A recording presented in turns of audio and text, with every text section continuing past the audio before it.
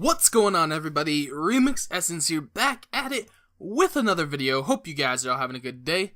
And today we have got my Gravity Rush 2 impressions video. This video has been a little bit in the making. I'm sorry about that, guys. I've been a busy bee.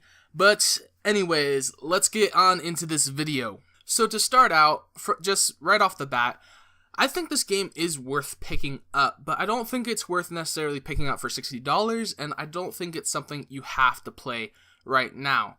And the reason for that is I thought the game was good. There's good attributes about the game that I'll get into here in a minute, but it never really just pulled me in, and I'll get to that as well.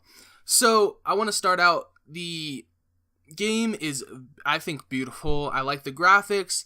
I like the combat. I like the diverse areas you kind of go to. I like the just flying around the world. You know, it's a beautiful world. You kind of have these floating islands, and I love just flying around. At the top, you have these giant islands with giant mansions on them. Those are the elite class. Then in the middle, you have middle class people, as well as kind of the town, the main city area. And then below, you have a very poor settlement, and that's the majority of the people. And this overall story is kind of the elite ruling over the poor concept. I also like the layout of how they tell the story. They tell it through kind of a comic book way, and I'm normally not a fan of reading in my video games. Like, I want dialogue and stuff, but I did like the way they did it in this game. It didn't feel like I was reading a whole ton, and I don't know, I think they went about it the right way. It didn't annoy me, because personally, I'm not a big reader. I don't like reading, and I don't like it in my video games either, so but it didn't bother me. I actually enjoyed the way that they laid out the story. There's also, so when it comes to combat, you can kick, like gravity kick, fly around, use a stasis field to, like, throw things, all this different things, and you also have a couple modes. So you have your normal mode, and then you have a lunar, which lets you, like, jump really high. Just a normal jump makes you jump high and gives you some different abilities and stuff, as well as, I think the other one is Jupiter, which I have not yet gotten. I think I'm about 2/3 of the way done with the game or so. But even though I like all these things about the game, there's just something about it that it did not bring me coming back. I'd rather just hop on my Xbox, play some of my normal games I play, or, some of the betas that have been out recently, and not necessarily hop into this. I don't come home and I'm like, I gotta play Gravity Rush 2, like I am with some other games. Now, the reason for that, I don't really know. I think there's just some kind of disconnection there, and it's not because it's a Japanese game and it's only subtitled in English, and I don't think it's because there's not a ton of exchange of dialect. I think the game, maybe it's the fact that it's a little repetitive. There are some weird things here and there, like they put a couple stealth missions into the game, which does not really fit at all. As well as, though the premise of the story I think is okay, it just felt really childish to me, and that might be a Japanese thing, the way the story was laid out, but it just felt like the game was trying to speak to a little kid, and I don't know, it wasn't that, like, deep, I want, like, there's just something about the story, I need more from it, and so that's why the game didn't do for me. I think the game is worth picking up because of its art style, the way they lay out the story, its uniqueness in combat, and things of that nature, but I don't think you have to go out pick it up right now. I think you can go ahead, wait, get it on a sale, get it when you have some downtime, because it's not a dragging in experience.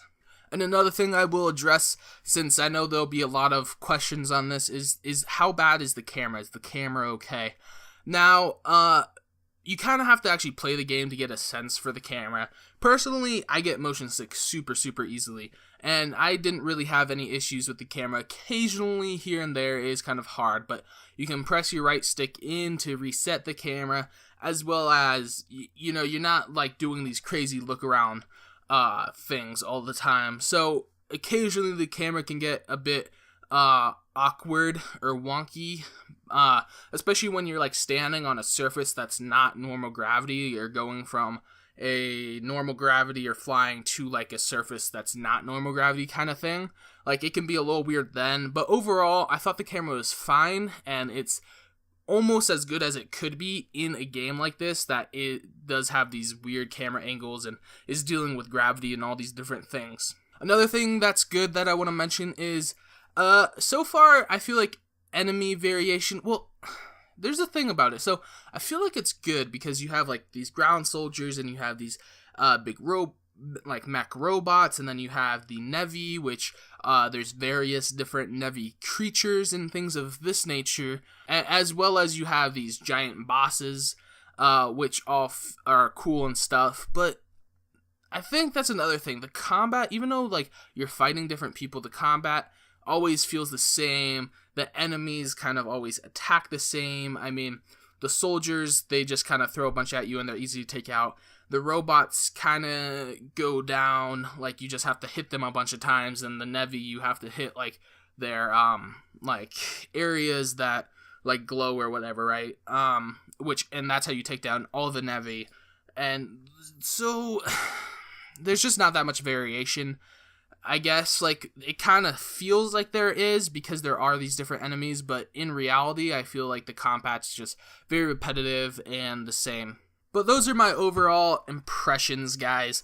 I think the game is worth trying out. I don't think it's worth $60. I don't think you have to go out and get it right now. That's kind of my overall opinion on it, because it is a cool and different, unique experience. It's just not breathtaking. It doesn't just pull you in and make you want to play it. So let me know what you guys think. Go ahead, leave me some feedback in the comment section below, as well as hit that like button if you do so wish, and of course, subscribe to my channel for some more content. Thanks again, guys, for watching, and have a wonderful rest of your days.